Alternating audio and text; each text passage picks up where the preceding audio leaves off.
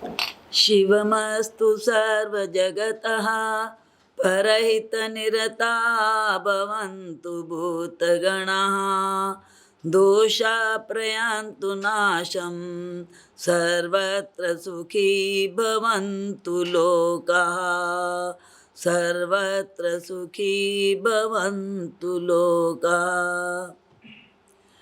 आज की इस ऐतिहासिक संगोष्ठी के मुख्य अतिथि सम्मान्य डॉक्टर राजेंद्र प्रसाद जी शर्मा, अपने ज्ञान गंगा में सभी को निमज्जन कराने वाले सम्मान्य प्रोफेसर कीर्तिकांत जी शर्मा, जिनका हम पर वरद हस्त रहा है महामंडलेश्वर सम्मान्य श्री ज्ञानेश्वर गुरु जी, जो अकादमी में साहित्य, अर्थ और प्रकाशन के क्षेत्र में विशेष रूप से अपना योगदान दे रहे हैं, कार्य को देख रहे हैं सम्मान्य रामदेव जी साहू।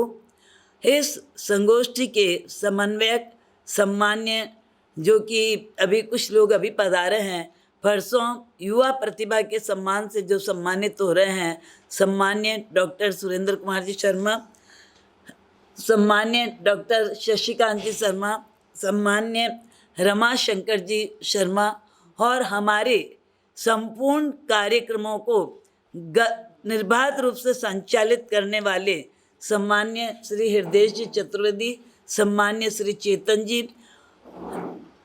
वीरेश्वर भवन में जो पांडुलिपि के कार्य कर रहे हैं, वे सभी सम्मान्य भाई बहनों और उपस्थित आप सभी को मेरा हार्दिक नमन, हार्दिक स्वागत। मेरी जो भूमिका है अत्यंत दुष्कर हो गई है कि बोलने के लिए कुछ शेष नहीं रहा, क्योंकि जो ज्ञान गंगा निश्रित हुई है उसमें आप लोगों ने आचमन कर लिया है और विभिन्न प्रकार के, एक तरफ आपने वैज्ञानिक स्वरूप अपनी देह का सुना, वो भी एक लिपि का रूप था, और लेखन लिपि हमारी कहाँ से शुरू हुई, जो कि पहले बोल चाल में थी, फिर लिपि में आई, और उसके बाद हमने ज्ञानेश्वर गुरु जी के आशीर्वाद को देखा और निदेशक महोदय के उद्बोधन को भी सुना। तो विशेष कुछ कहने के लिए मेरे पास शेष नहीं है, लेकिन मैं आप लोगों की बात में 2-3 बिंदुओं का समावेश करना चाहूँगी। जब हम लिपि की बात कर रहे हैं तो वेदों की ओर दृष्टिपात भी करें और पुराणों की ओर भी दृष्टिपात करें। वेदों और पुराणों में एक शब्द आता है वृषभ, एक शब्द आता है ऋषभ, और एक शब्द आता है आदिनाथ, जो कि जैन तीर्थंकर परंपरा के प्रथम वर्तमान 24 में प्रथम तीर्थंकर वे। हम उनके जीवन दृश्य को जब देखते हैं तो वे एक पहले राजा थे, और जिस समय वे राजा थे उनके 2 पुत्रियां थीं और 100 पुत्र थे। अपनी 2 पुत्रियां ब्राह्मी और सुंदरी, ब्राह्मी को उन्होंने ब्राह्मी लिपि का ज्ञान दिया और दाहिनी तरफ ब्राह्मी विराजमान हुई, उनको अ आ इ इत्यादि का ज्ञान दिया, और जो सुंदरी थी वो बाईं तरफ विराजमान हुई और उनको 1 2 3 4 अर्थात अंक गणित का उन्होंने ज्ञान दिया। तो वेदों में जब इसका उल्लेख है, पुराणों में जब इसका उल्लेख है, तो हम कह सकते हैं कि सृष्टि के प्रारंभ से जो आप श्री जी ने बात कही, लिपि हमारी थी, लेखन कला हमारी थी, और ये कहिए कि वाक के द्वारा भी जो अमृत वाणी निकलती थी उसको किसी न किसी रूप में सुरक्षित भी किया गया था। हम इसके बाद चलें कि हमें अंतर साक्ष्य और बाह्य साक्ष्य की आवश्यकता होती है अपने प्रमाणों को पुष्ट करने के लिए।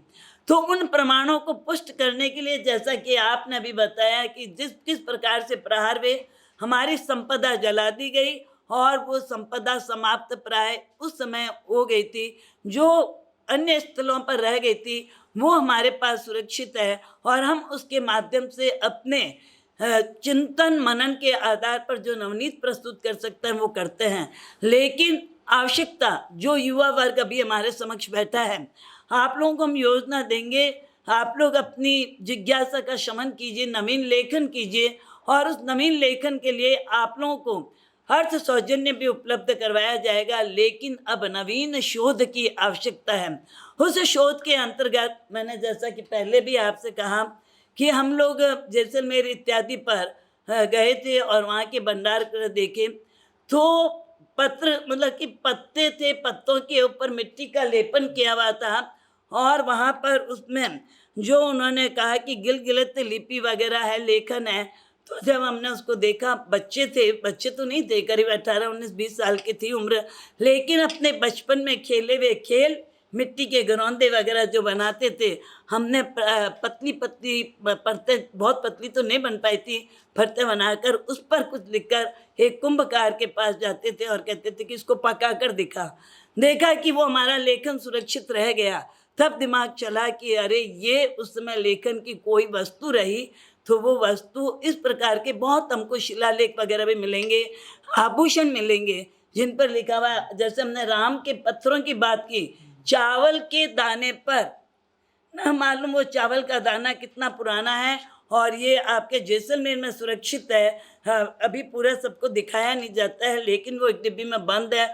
उस पर महीन महीन महीन वर्णों से पूरा उस्सग्रम स्रोत लिखा गया है, नमस्कार महामंत्र अलग दानों पर लिखा गया है।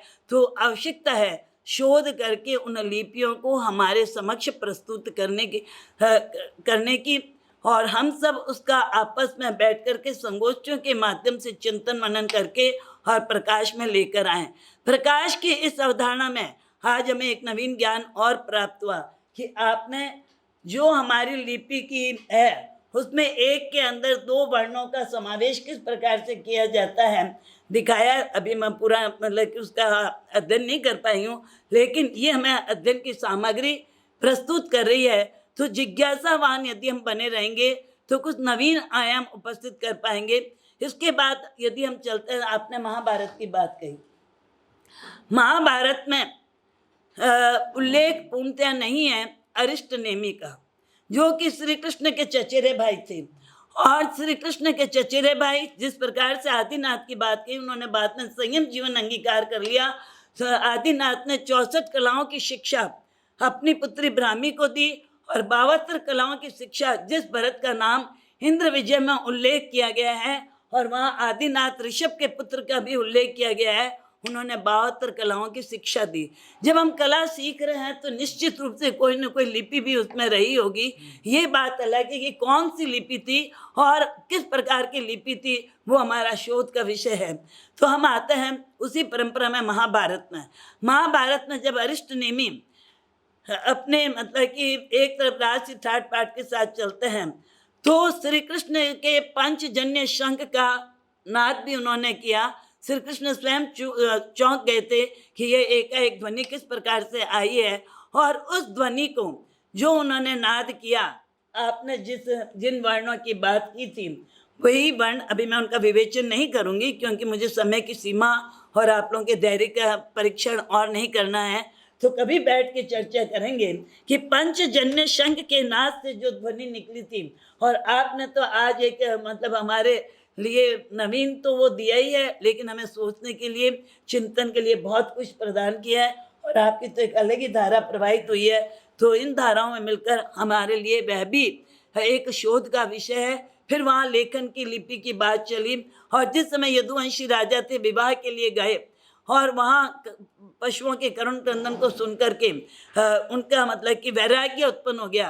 तो वैराग्य जो भाव उत्पन्न हुआ वो वहाँ से निकल करके और गिरनार के पर्वत पर गए, वहाँ जो ध्यान साधना की उसको जो लिपिबद्ध किया गया है वो भी हमारे लिए एक नवीन शोध का विषय है कि पंचजन्य शंख का नाद और उनका गिरनार पर्वत पर वैराग्य को धारण करना और अपने सांसारिक जीवन से विमुख होना, ये सब अलग अलग उसमें लिखा गया है। तो हम इसका भी अध्ययन मनन करें।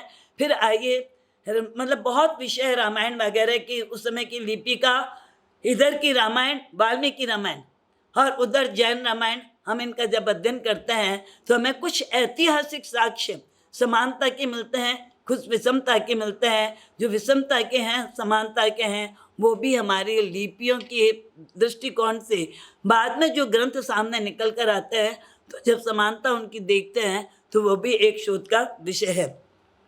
मैं इस बात को तो यहाँ विराम दे करके आप सभी जी को कहना चाहूँगी और हमारे ज्ञानेश्वर गुरु जी जो कि अकादमी से जुड़े हुए हैं और लिपि के कार्य में सुरेंद्र जी ने तो एक अलग जगाई है और जिस समय इनका कार्यकाल पूरा हो रहा था हम चिंतित हो गए थे, और राजकुमार जी सर ने तो ये तक कह दिया था कि मैडम कैसे ही रोको, नहीं तो वीरेश्वर भवन में ताला नहीं लग जाए। बच्चे भी घर पर आए थे, तो ये बच्चे जो आकर इन्होंने कहा कि मैडम हमारा क्या होगा, लिपि का जो हमने काम सीखा है, ये आप लोगों का मतलब कि कार्य के प्रति समर्पण, कार्य के प्रति सजगता और कार्य के प्रति जिज्ञासा का परिचायक रूप है। तो सुरेंद्र जी से भी निवेदन है आप सभी से कि अभी हाल ही में हम इसी महीने में मतलब सितंबर में, अगस्त तो समाप्त प्राय है, जसवंतगढ़ में पहला स्कूल होगा भारत में जिसमें हम पूरा पांडुलिपि विज्ञान का एक वर्षीय पाठ्यक्रम बनाया है, जिसमें लिपि का भी है। और आपने जो यूजीसी के पाठ्यक्रम की बात की थी, आप लोग देखिए कि जो अब शिक्षक बनकर आएंगे उनका एक प्रश्न पत्र लिपि से ही संबंधित है। इसलिए हमारे लिए ये महत्वपूर्ण विषय हो गया है कि हम स्वयं जागें, औरों को जगाएं, हम स्वयं इसमें समर्पित हुए, औरों को भी समर्पण करवाएं। तो पहला जसवंतगढ़ का हुआ। अभी हाल ही में एक संस्कृति संस्कार शिविर जोधपुर में आयोजित हुआ था। वहाँ के महंत पंडित राम प्रसाद जी महंत का मैं किन शब्दों में अभिनंदन करूं, बात करूं, उनका पूर्णतया समर्पण इसकी। और तो उन्होंने एक नया और आयाम दिया कि जो भी आचार्य शास्त्री करके निकल रहे हैं उनको आप लिपि का और एक परिचय पाठ्यक्रम करवाओ, जिससे ये रोजगार के क्षेत्र में तो जुड़ेंगे, उसके साथ ही हमारी धरोहर जो संपदा पांडुलिपियों में विभिन्न विषयों का ज्ञान निहित है, अपनी रुचि के अनुसार विषयों का लेकर के संपादन और समीक्षा करें, तो उसके प्रकाशन की योजना भी रखो। तो उन्होंने ये कहा है कि सितंबर में अति शीघ्र, जितना शीघ्र हम खोल सकते हैं, बोले मैं 15-16 विद्यार्थी कर दूंगा, यहाँ पर भी एक केंद्र शुरू करो, वापस बुलाया है। तो ये हमारा द्वितीय आयाम हुआ। जो आपने उसकी बात एफिलिएशन की कही थी, जगत गुरु रामानंदाचार्य यूनिवर्सिटी में पांडुलिपि विज्ञान का पाठ्यक्रम चलता है। हमारी बातचीत चलती है, उनसे एफिलिएशन की हमारी बातचीत चल रही है। आपके वहाँ से कहीं से एक बार ले लें हम एफिलिएशन, कार्य शुरू करें। और इसके पश्चात अभी हाल ही में 24 तारीख को मैंने हमारे सम्मान्य मंत्री बीडी कल्ला साहब को निवेदन किया, तो उनको योजना अच्छी लगी। उन्होंने कहा कि आज बैठ जाओ, पर मुझे पुष्कर जाना था, तो 3 या 4 तारीख के बाद बैठकर योजना कर रहे हैं। तो उसमें उन्होंने कहा है कि मैं हो सकता है कुछ और भी आपको योगदान प्रदान करूं। तो उस योगदान में आर्थिक योगदान से अधिक कहीं यदि हमें एफिलिएशन मिल जाता है स्कूल यूनिवर्सिटी लेवल पर, विश्वविद्यालय लेवल पर, तो वो अधिक महत्वपूर्ण रहेगा। आर्थिक तो अपना आप संसाधन जुट जाएंगे। एक बात जो और आई, घन पाठ, क्रम पाठ और विकृति पाठ के प्रकाशन की, आपको विश्वास दिलाते हैं कि आपने हमारे मार्ग को खोला है। और हमारे वेद विद्यालय, जिनको मैं तो बाद में आई हूँ, अपने अन्य साथियों के साथ हृदय जी चतुर्वेदी पूरा देख रहे हैं, और नए वेद विद्यालय भी खुले जा रहे हैं। हम इनमें बच्चों को सिखाते हुए प्रकाशन की योजना भी लाएंगे, और कोशिश रहेगी कि सितंबर अक्टूबर माह में किसी न किसी रूप में छोटा प्रकाशन ही हो जाए, लेकिन आपके मार्गदर्शन और भावनाओं को हम सर्वोपरि स्थान देंगे।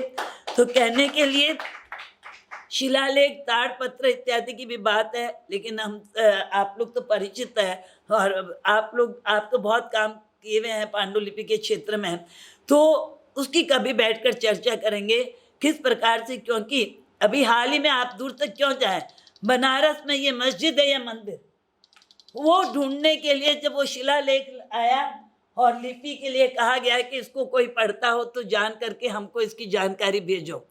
ये सब हमारे प्राचीन धरोहरों को ज्ञात करने का एक तरीका है। कौन सी लिपि है, उसमें क्या लिखा गया है, किस सन का है, किस संप्रदाय या धर्म से संबंधित है, और किस विषय वस्तु से संबंधित है। तो मैं आपको निवेदन करना चाहूँगी, हमारे शिक्षा मंत्री महोदय ने बीकानेर में ये कहा था कि जितने भी मंदिर हैं, जितने भी प्राचीन स्थल हैं, उन पर जो शिलालेख वगैरह लगाए गए हैं, उनको भी पढ़ने की लिपि का ज्ञान इन बच्चों को दीजिए, फिर वो एक पुस्तकाकार कीजिए। तो आप लोगों से निवेदन है, इस प्रोजेक्ट को कोई बनाकर देना चाहता हो, कोई जुड़ना चाहता हो तो आप जुड़िए। आपको हम जो भी पत्रम पुष्पम होगा, मतलब जो भी राशि या सहयोग प्रदान कर सकेंगे, निश्चित रूप से कर करके आपका तो ज्ञान वृद्धि होगी, आपका नया आयाम होगा। लेकिन हम उसमें जो सहयोग, आपके आवास वगैरह की व्यवस्था हम करवा दिया करेंगे, जो सहयोग कर सकेंगे वो करेंगे। तो इन्हीं भावनाओं के साथ अनेक योजना है, लेकिन मैं समय की आप लोगों की सीमा को देखते हुए विराम लेना चाहूँगी। ये ज़रूर कहूँगी कि हमारी ऐतिहासिक धरोहर के अंदर जितना हम प्रवेश करेंगे उतना हमारा ज्ञान नवीन होता जाएगा। तो अब जो हमारी शोध की प्रविधि होनी चाहिए वो इन पांडुलिपियों पर होनी चाहिए। अपने मन पसंद का विषय लें। ज्योतिष की बात आते ही पुनः चलिए आप किसी भी तीर्थंकर के या किसी भी राम वगैरह के जीवन चरित्र को पढ़िए। इस नक्षत्र में इस तिथि को यह जन्म हुआ या इन्होंने इसमें वन में गए, क्या है ये सब? ज्योतिष हमारा, इसका मतलब आज की विधा नहीं है, ये प्राचीन काल से सब चलिए आ रही हैं। इन विधाओं का अवलोकन करने की, चाहे पुस्तकों में कह दिया कुछ भी, पर हमारा चिंतन हमें प्राचीन रखना पड़ेगा। जैसे कि भगवान महावीर का कह दिया कि भगवान महावीर के काल से जैन धर्म का प्रादुर्भाव हुआ, ये नहीं है ज्ञान। तो अब आप लोगों को और हमको मिलकर असली ज्ञान को सामने रखना है। तो अगर आप लोग शोध क्षेत्र में आगे बढ़ना चाहेंगे, कोई नवीन दिशा निर्देश चाहिएगा, लिपि का ज्ञान चाहिएगा, तो उसकी ओर भी हम ले जाएंगे। और पांडुलिपि पुनर्लेखन के लिए प्रशिक्षण शिविर के लिए मैं आपको निवेदन करना चाहूँगी कि लिपि का अक्षर जब तक घुमाव वगैरह पूरा नहीं आएगा वो नहीं कर पाएंगे। तो जो पाठ्यक्रम है उसमें प्रायोगिक कक्षा में अगर ये पाठ्यक्रम नहीं भी ले रहे हैं पूरा, तो इनके लिए कोई योजना बनाकर दीजिए, उसकी भी क्रियान्विति करेंगे। इस अवसर पर मैं करवाना तो, सुनना तो रामदेव जी साहू साहब को विचार रही थी, लेकिन मेरी भी थोड़ी सी मजबूरी है कि आगे एक और कार्यक्रम में जाना है और मैं समय पर पहुंचती हूँ और फिर वो शुरू नहीं करेंगे। आप लोगों की ज्ञान गंगा में हमने निमज्जन करते हुए ये पाया कि आप लोग तो ज्ञान वृद्ध, वयोवृद्ध और अनुभव वृद्ध हैं। तो हम आपके अनुभव और ज्ञान का लाभ लेते हुए आगे की ओर बढ़ें। अकादमी की तरफ से जो कुछ इस क्षेत्र में हो सकेगा वो हम करेंगे। और ज्ञानेश्वर गुरुजी के यहाँ एक पाठ्यक्रम चलता भी है, अगर आप लोग वहाँ जाकर अपना रजिस्ट्रेशन करवाएं, पाठ्यक्रम में चलेंगे तो आपको उसकी प्रामाणिक जो कहना चाहिए, मतलब अंक तालिका और डिग्री मिलेगी, जो कि आप लोगों के लिए लाभदायक रहेगी। पर उसके रजिस्ट्रेशन की प्रक्रिया वगैरह आप सुरेंद्र जी या ज्ञानेश्वर गुरु जी से समझ लीजिए। पर मैं कहना चाहूँगी एक बार आपके आश्रम में जरूर जाकर इस कार्य को देखिए, तो आपको लगेगा कि हमें करना है। वीरेश्वर भवन भी आप लोगों के लिए खुला है, कभी भी पधारिए। इन्हीं भावों के साथ मैं पुनः आप सभी का हार्दिक अभिनंदन, हार्दिक स्वागत करती हूँ कि आपने हमें सुअवसर उपलब्ध करवाया। आप यदि यहाँ नहीं पधारते तो हमारे इस ज्ञान गोष्ठी का एक क्षेत्र अधूरा रह जाता। आप सभी को तहे दिल से हार्दिक नमन, हार्दिक स्वागत।